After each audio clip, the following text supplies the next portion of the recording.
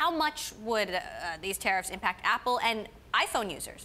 Yeah, so if you look at sort of how these tariffs would be levied, there would be negotiation whether it would be 45%, whether it would be 20%, whether it would be 15%. That would be on what we call the OEM price, or the original price of the product. So it's not going to be the $800 or $900 that end user sees. It would be something a lot less than that. But just for the sake of the argument, let's say that you get down to a number of $35 or $40. In all likelihood, a company as cash positive as Apple and generating what Apple generates would likely eat that charge. And that would really be one of their few options. Another option, of course, would be to pass that along to the consumer, or to split that with carriers or to other channel partners they might be selling with. So again, it definitely hurts the consumer in the long term.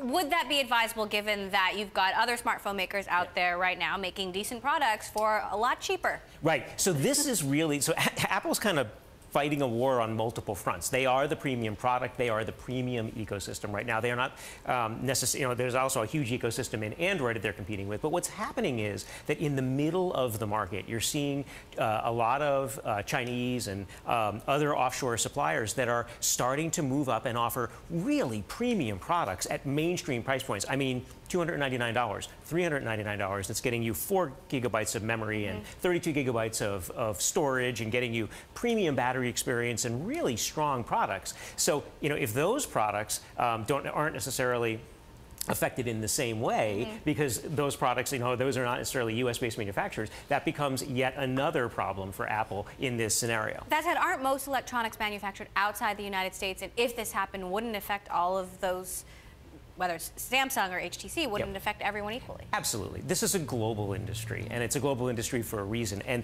interestingly, there's so much automation in, say, semiconductor fabrication, the factory that you use to build a semiconductor. You actually don't need that factory to be based offshore. That factory could be based here. The reason those are in Asia is because all the other assembly happens in Asia, and it's more cost-effective to have those factories close to the point of final manufacture.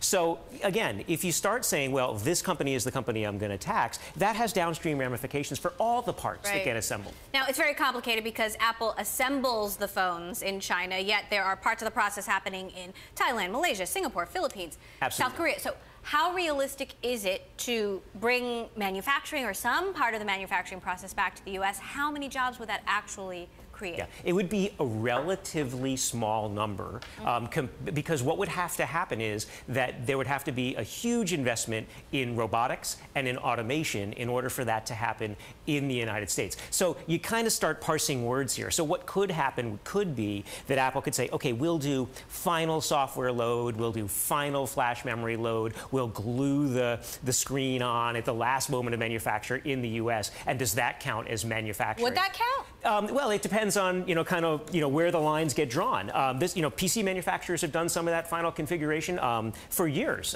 in the U.S. You look at a company like CDW that does final storage configuration and final software load in the United States. Does that count as manufacturing? It's really final configuration, but it does employ people to do that. Now, having said that, but you're saying realistically, it's not going to be that. Realistically, it's not going to be that many jobs, and also it would add cost to the supply chain, because those semiconductor factories and those screen factories and those other electronics assembly factories that are in Asia, those are not moving back anytime soon. So now you're adding transportation cost into the product. Quickly, how many jobs? Hundreds, thousands? That you could potentially add? Yeah. Oh my gosh, it could be measured in low thousands at the outside. Okay.